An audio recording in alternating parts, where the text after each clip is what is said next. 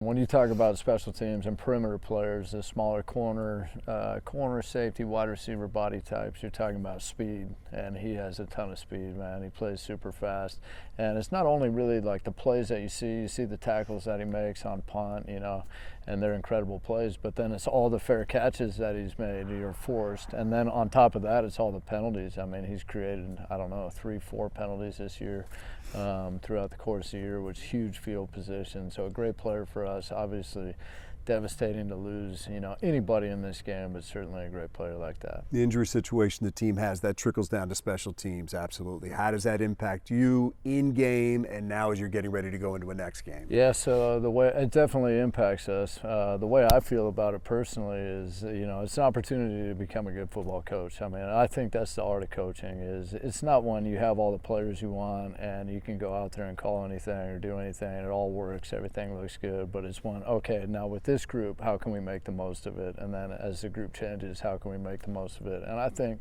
the best coaches in this league, whether they're offense, defense, special teams, they end up making the most out of the group they have. So ultimately for me, it's just a challenge or an opportunity that you embrace. What's on the radar from the Bears? I think they're the only team in the league with 2 blocked punts, right? Yeah, they've blocked a couple punts. They've done a great job really in all phases. They lost their returner, but then they got another guy who's jumped right in there and done a great job for them in Blackwell.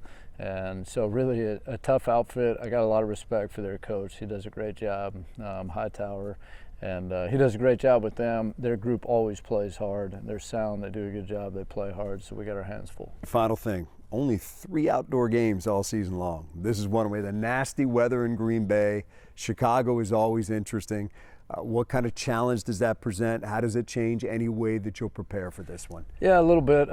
So the wind will blow either left to right or right to left, probably not usually as much down the field, but it could be that also. So ultimately you're looking at some returnable balls on kickoff return. They may know which direction you're kicking, but you also kind of know which direction they're kicking, so it kind of helps you set up some of the returns in the return game, or at least they're more predictable with what they're doing or trying to do, so that helps you in ways. And then the ball being cold and the air being dense, the ball won't travel as far, so that'll make kickoffs a little bit shorter, so more returns in the game, and then same thing with punts.